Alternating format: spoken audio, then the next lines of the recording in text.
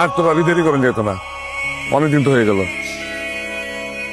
মাত্রই তো আপনার ভাই চলে গেল, আর কয়টা দিন সবুর করেন।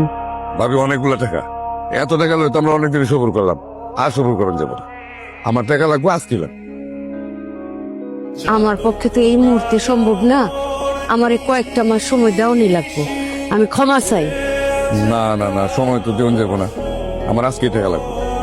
আব্বা, চাষির আর কয়টা দিন সময় দাও।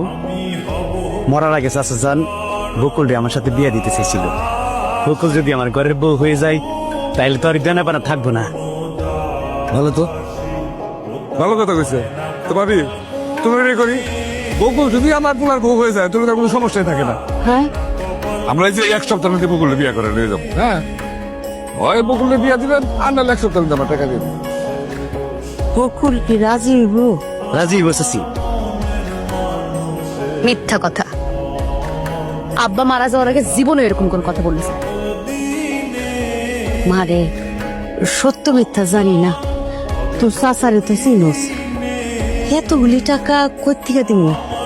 এখন যদি সময় মতো টাকা না দিতে পারি, আমগো এই যে ভিটা মাটি ঘর বাড়ি সবকিছুই কিন্তু দখল করে ফেলাইব। মা, এই বিয়েতে রাজি হয়ে যা। আম্মা, যাই হয়ে যাক না কেন, ভিটা বাড়ি সবকিছু নিয়ে যাক, টাকা পয়সা সব নিয়ে যাক, কিন্তু আমি তা ওই ওই সম্রাটকে আমার পক্ষে বিয়ে করার কোনো পক্ষে সম্ভব না। আমি রাজি না, চাইছে তাই করবো, আমি জানি।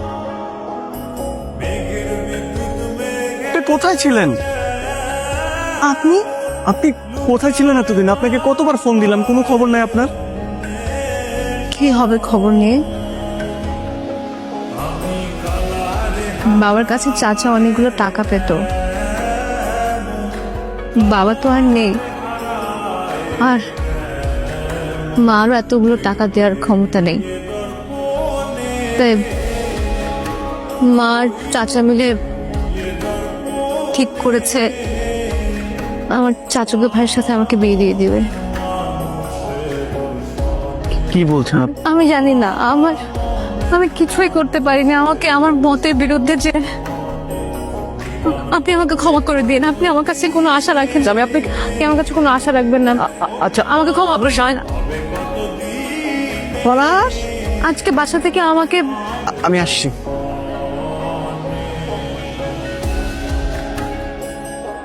আচ্ছা,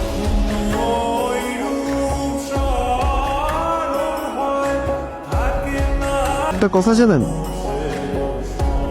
আমার বুকে বাপ আসে না, একটা মায়ের বাগান আছে যেখানে একটা দুরন্ত হরিণকে আমি পুষেছি। সে হারিয়ে গেলে না আমি প্রাণহীন হয়ে যাব। যদিও হরিণটা খুবই অবুঝ, কিন্তু তাকে অনেক বেশি ভালোবাসি। তাকে হারিয়ে যেতে দেওয়া যাবে না। ভালোবাসি আপনাকে। ভালোবাসবেন?